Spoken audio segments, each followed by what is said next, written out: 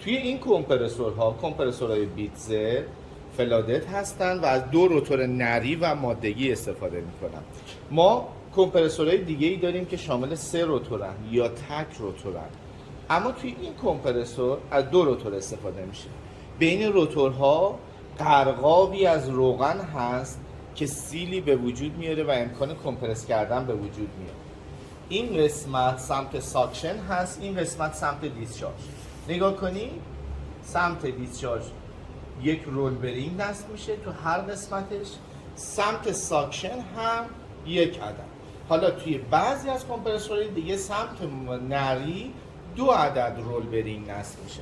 کنس ها رو نصب کردیم. روش نصب کنس ها هم توی فیلم دیگه ای که توضیح داده شده.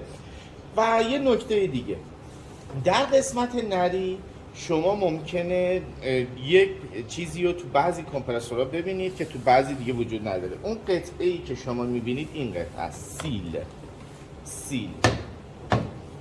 توی بعضی از کمپرسورهای بیتزر این قطعه نصب میشه در اینجا پشت رول برینگ، داخل این قطعه نصب میشه. ببینید زمانی که روغن میادش توی این فضای رول برینگ روغن کاری بکنه رول برینگ رو، برای اینکه روغن هدر نریزه توی سیم پیچ، میاد بیتزر از یک سیل استفاده میکنه که اینجا نصب میشه پشت رول برینگ. اما توی این کمپرسور که سری جدید بیتزر هست اومده از شرکت‌های دیگه کپی کرده و این قطعه رو حذف کرده. این قطعه فقط خالی پشت رول برینگ نصب میشه که حالا نصب رو با هم دیگه انجام میدیم و خواهیم دید. خب قطعه‌ای که دارید میبینید پشت رول برینگ نصب میشه، رول برینگ سمت ساکشن. این قطعه چی کار میکنه؟ ببینید روغن توی این فضا وجود داره که رول برینگ رو روغن کاری کنه. باید محدود بشه این فضا که این روغن امکان فرار به سمت سیم پیچ رو نداشته باشه. پس این قطعه نصب میشه تا روغن نتونه فرار کنه به سمت سیم پیچ.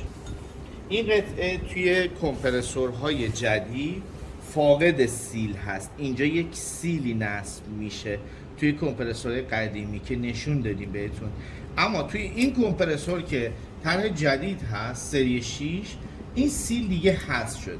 اومدم مثل کمپرسورهای دیگه این فضا رو بین روتور نری که این وسط قرار میگیره و این دو رو کم کردن و امکان این که فیت نصب بره و روغن فرار نکنه وجود داره بدون نصب سیل.